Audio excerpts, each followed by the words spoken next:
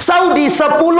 Belum pernah Bapak dengarkan, saya yakin seyakin-yakinnya, mesti belum pernah mendengarkan sholat tarawih 10 rakaat ditambah dengan 3 rakaat. Berarti berapa belas? 13. Kapan mulai perdananya? Ketika saya di Mekah kemarin, 2 tahun yang lalu. Saudi Arabia memulai 10 rakaat qiyamul lail ditambah witirnya 3 rakaat. Sampai di sini bisa paham? 13. Sekarang saya tanya, di negara mana yang menggunakan 13 rakaat? Tidak ada.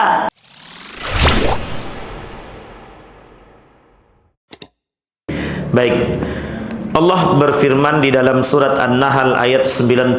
Kata Allah di dalam Al-Quran, وَلَا تَكُونُوا كَالَّتِي نَقَضَتْ غَزْلَهَا مِنْ بَعْدِ قُوَّةٍ أَنْكَاتًا. Sadaqallah. Di dalam hadis baginda Nabi Muhammad SAW, Nabi menyampaikan begini, bainar rajuli wa bainas syirki wal kufri tarkus salah. Malam hari ini kita coba akan mengkaji, kita coba untuk membedah kesalahan-kesalahan yang sering terjadi di dalam bulan suci Ramadan, terkhususnya di puasa Ramadan. Karena kesalahan ini adalah kesalahan-kesalahan yang dari lama kami coba kumpulkan. Apa persoalan-persoalan ini yang sering terjadi, yang dianggap remeh oleh orang-orang yang berpuasa di bulan suci Ramadan? Setidaknya ada 20 lebih kesalahan itu yang terjadi dan dibiasakan dan sering kita temukan dari kalangan orang-orang yang mengaku beriman di bulan suci Ramadan. Kita ambil yang pertama. Kalau kita berbicara Ramadan, ada 2 ayat, 2 hadis yang sangat kuat sekali. Hadis yang pertama, man shoma ramadhana imanan wahtisaban. Barang siapa yang berpuasa, berarti siang hari. Man shoma, kalau shoma dia kalimatnya berarti siang hari itu. Ghufira lahu ma taqaddama min zanbihi, yang telah berlalu akan dihapus dosanya. Ada hadis yang kedua sama, man qama, bunyinya qama. Kalau qama itu ulama mentafsirkan qiyamun. Qiyamun itu maksudnya menghidupkan malam. Sekarang saya tanya sama Bapak Ibu, solat yang Bapak Ibu lakukan setelah solat Isya ini solat apa namanya? Itu dia. Tidak ada dalam hadis Nabi itu tarawih, itu tidak ada. Ya betul, tidak ada. Yang disebut dengan hadis, yang disebut dengan salat tarawih itu tidak ada. Apalagi salatnya 8 rakaat, tidak ada. Makanya bahasanya dalam hadis yang paling sahih itu cuma satu, man qama ramadhana. Sehingga ulama berbeda pendapat tentang niatnya. Apa niatnya? Qiyamul lail. Sehingga salat tarawih ini, yang dikatakan tarawih ini, dari sekian banyak hadis tidak ada hadis yang sahih mengatakan salat malam hari ini salat tarawih. Carilah, tidak ada hadisnya. Cuma ada satu hadis yang berbicara tentang tarawuh, bukan tarawih, tapi tarawuh. Kalau saya tak khilaf, saya itu hadis daripada Siti Aisyah. Dan arti ini adalah istirahat. Makanya solat tarawih ini kenapa diartikan tarawih, dinamakan dengan tarawih? Ini solat dalam bentuk ijtihadnya Umar bin Khattab. Nabi solat tarawih itu, solat qiyamul lail atau tarawih itu cuma 3 kali. Selebihnya Nabi balik ke rumah. Takut kalau nanti diwajibkan oleh orang setelahnya. Tapi kemudian pada masa Abu Bakar ada? Tak ada pada masa Abu Bakar. Setiap orang masing-masing. Yang nak menghidupkan malam hari silakan masing-masing. Tapi pada masa Umar bin Khattab dibuat 23. Langsung 20 plus 3. Tapi dalam setiapnya itu berbeda pendapat. Dalam hadis yang sahih mengatakan Nabi melaksanakan salat sunnah. Ingat kalimatnya. Nabi melakukan salat sunnah 2-2-2. Itu hadis yang sahih. Jadi tidak disebutkan salat tarawih di situ, tak sebutkan. Cuma dikatakan salat sunnah 2-2-2. Jadi umumnya salat sunnah dalam hadis Nabi itu cuma 2-2-2. Tidak ada 4-4. Loh, kok Muhammadiyah pakai 4-4? Itu belakangan. Nanti kita lihat. Sampai di sini bisa dipahami Bapak Ibu. Sehingga Bapak Ibu, salat yang 23 rakaat itu yang dilakukan oleh Umar bin Al-Khattab itu namanya salat santuy. Salat tapi dalam keadaan santai. 23. Jadi kalau salatnya seperti kilat 10 menit 23 rakaat, itu salat apa terbang? Sampai di sini paham Bapak Ibu ya? Ini lagi tren. Kami waktu puasa pertama sampai ketiga sama Bang Didik, kok tidak muncul-muncul ya? Biasanya muncul nih tren sholat cepat gitu. Setelah kami ngomong 10 menit kemudian muncul. Astagfirullahaladzim, berita langsung. Jadi Bapak Ibu, dan ini terjadi di Jawa. Terjadi di Jawa, mereka sholatnya secepat kilat. Dan itu sebenarnya sudah sah. Saya mengatakan, pribadi saya mengatakan, itu bid'ah yang sesungguhnya. Salat tarawih ini, salat qiyamul lail atau tarawih ini, dari ijtihadnya Umar bin Khattab, disebutkan langsung oleh Umar bin Khattab, ni'mal bid'ah. Inilah bid'ah yang paling indah, yang paling enak, kata Umar bin Khattab. Jadi ni'mat bid'ah itu salat tarawih ini. Makanya salat tarawihnya tidak cepat-cepat, santai-santai. Karena waktu itu yang sholat para sahabat, para tabi'in, orang-orang soleh semua.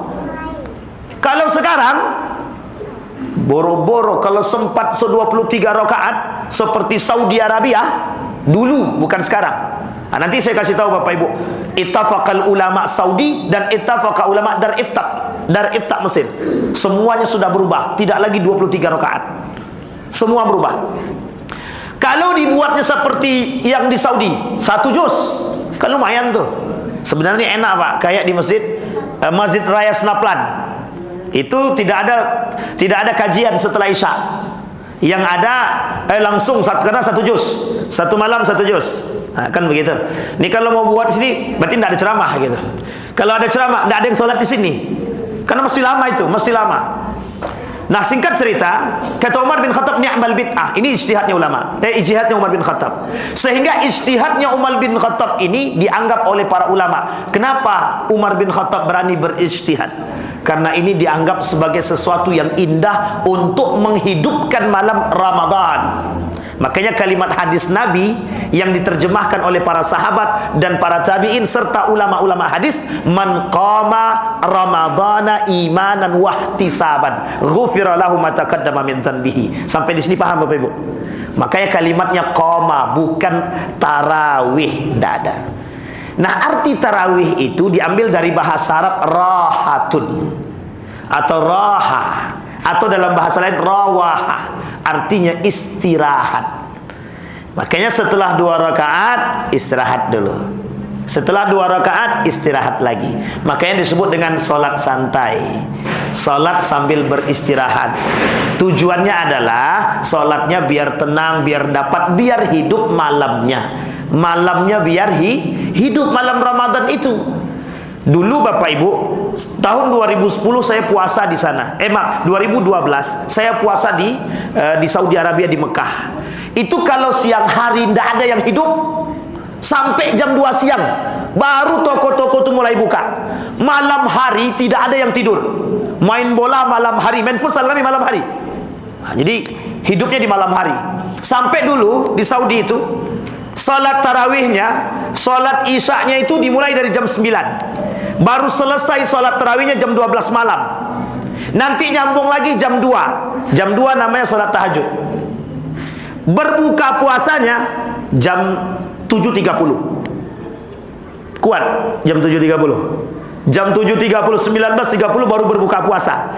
Imsaknya jam 5. Masih mending ya, imsak jam 5, salatnya jam 19.30. Nah, setelah itu baru jam 9 salat isya sekaligus tarawih sampai jam 12 malam, 23 rakaat. Setelah itu jam 2 nyambung lagi. Nyambung salat tahajud sampai datang waktu sahur. Azan pertama itu tanda orang suruh salat tahajud. Azan kedua barulah kemudian melaksanakan salat subuh. Salat subuhnya jam 4.30. Emang enak Pak. Kalau dibilang capek memang. Panasnya bukan main. Waktu itu 2012 itu sangat panas. Jadi dalam tawaf itu saya bawa air zam-zam. Setelah ketika lagi capek, tuangkan ke kepala. Jadi dalam melingkar tujuh kali tawaf itu, selama 7 kali tawaf itu, satu kali tawaf saya siram. Habis itu ambil lagi, siram lagi. Saking panasnya waktu itu. Saking panasnya, 5 menit jemuran kering. Waktu itu, saking panasnya. Nah, kembali kepada poin tadi. Saudi dulu 23. Sekarang tidak. Saudi hari ini hanya 10 rakaat. 10 rakaat. Itu tarawihnya. Tapi Saudi tak menamakan itu tarawih. Namanya qiyamul lail. Sehingga ulama berbeda pendapat. Yang 23 namanya salat tarawih, yang di bawah daripada 23 namanya qiyamul lail. Sampai di sini paham Bapak Ibu? Baik. Ini proses. Di Mesir yang dulunya 23, tahun ini ulama Mesir Dar Ifta mengeluarkan fatwanya salat tarawihnya 8+3. 8+3. Saudi 10. Belum pernah Bapak dengarkan, saya yakin seyakin-yakinnya, mesti belum pernah mendengarkan solat tarawih 10 rakaat ditambah dengan 3 rakaat. Berarti berapa belas? 13. Kapan mulai perdananya? Ketika saya di Mekah kemarin, 2 tahun yang lalu. Saudi Arabia memulai 10 rakaat qiyamul lail ditambah witirnya 3 rakaat. Sampai di sini bisa paham? 13. Sekarang saya tanya, di negara mana yang menggunakan 13 rakaat? Tidak ada. Apa alasan Saudi menggunakan? Ini kan qiyamul lail. 4 rakaat saja bisa, apalagi 10 rakaat. Batas minimal 4 rakaat. Bahkan ada yang mengatakan batas minimal itu 2 rakaat. Bisa disebut dengan qiyamul lail. Jadi Bapak Ibu tidak perlu diperdebatkan. Loh, tapi kenapa Muhammadiyah 4-4 Pak Ustaz? Ada hadis yang lain. Tapi oleh sebagian ulama kata, termasuk Ali Mustafa Ya'qub, 4-4 itu bukan solat sunnah tarawih, tapi lebih tepatnya solat sunnah witir. Tapi bukan itu persoalannya. Kenapa Muhammadiyah tetap berpegang teguh qiyamul lailnya? Karena dalam hadis tersebut juga tidak disebutkan kalau itu salat witir. Sampai di sini paham Bapak Ibu? Sehingga dipahami oleh para ulama, termasuk salah satunya Muhammadiyah, berijtihad 4-4 itu bukan persoalan apakah dia witir ataukah dia tarawih, karena tidak disebutkan secara detail, tapi disebutkan di situ qiyamul lail. Jadi tolak ukurnya menghidupkan malam hari. Maka Muhammadiyah menggunakan ini 4-4 dan hadisnya sahih. Termasuk 2-2 tadi hadisnya juga sahih. Sampai di sini bisa dipahami. Sehingga 4-4-3 oleh Muhammadiyah, 2-2 oleh Nahdlatul Ulama, termasuk pemerintah, 2-2-2. Tapi kalau kami mau ikut 4-4 boleh kalau pengen cepat. Karena cepat kan? Apalagi kalau 4-4 gen, tidak ada salamnya, tidak ada berhentinya, langsung 4-4. 4-4-3, terakhirnya 3. Kalau yang lain ada 2+1. Tapi itu semuanya Bapak Ibu sekalian yang berbahagia, ada hadisnya masing-masing. Nah, kembali kepada poin tadi Bapak Ibu. Nah, di dalam bulan suci Ramadan ini ada kesalahan yang sering terjadi, dan ada penyakit mendingan, dan ada penyakit peremehan. Dalam hadis Nabi disebut dengan ihmal wa yuhmiluna al-amal. Kata Imam Al-Ghazali, ada kelompok yang meremehkan, ada kelompok yang yattakilun. Yattakilun itu begini, menganggap mudah ampunan Allah sehingga meremehkan ibadah. Kata Imam Al-Ghazali dalam kitab Asnaful Maghrurin itu, katanya yattakiluna afwallah, kemudian wa yuhmiluna al-amal. Mereka meremehkan amal soleh sehingga mereka kadang-kadang melakukan, kadang tidak. Dan kemudian tidak apa-apa kami lakukan dosa, nanti kan Allah juga akan mengampuni, karena Allah kan Ghafurur Rahim. Nah, kesalahan yang pertama yang dilakukan, yang sering terjadi, yang dibiasakan dan tidak pernah ditegur atau jarang orang yang menegur, meninggalkan sholat. Puasa dia puasa, sholat dia tidak. Sholat wajib tidak, puasa ya. Kira-kira ada manfaatnya sholatnya? Ulama mengatakan, merujuk kepada hadis Nabi, kuat hadisnya, kata Nabi, orang yang tidak sholat itu kufur. Kalau dia kufur, itu apapun ibadah yang dia buat tak ada guna. Mau zakatnya, mau sedekahnya, mau apa ke, mau puasanya, tidak ada manfaatnya sama sekali.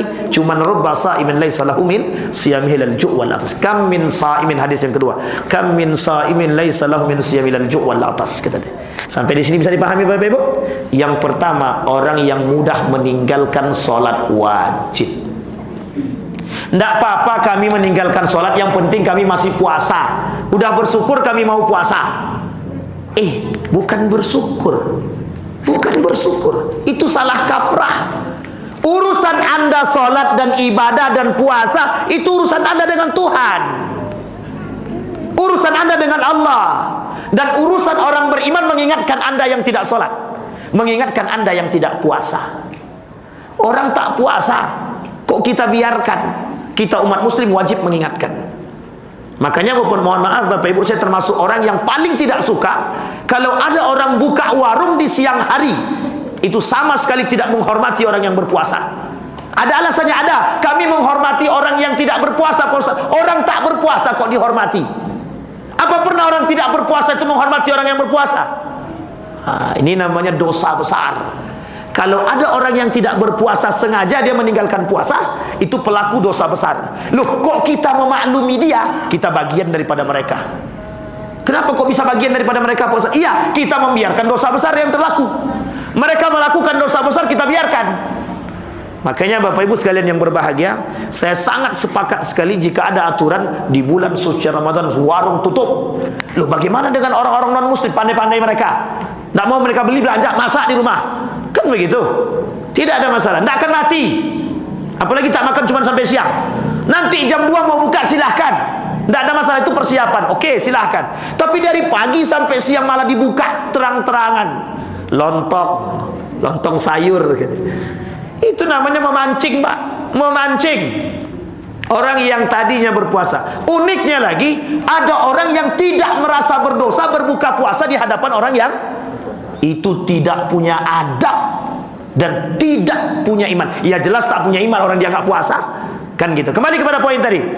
Orang yang sengaja meninggalkan sholat, puasanya, zakatnya, zakat fitrahnya, apapun ibadahnya yang dia lakukan di bulan suci Ramadan, kalau dia meninggalkan puasa wajib dengan sengaja, tidak ada gunanya. Cuman capek, haus dan lapar. Kok bisa begitu, Pak Ustaz? Ya kalau tidak mau begitu ya puasa. Kan selesai. Ya sholat. Itu yang pertama.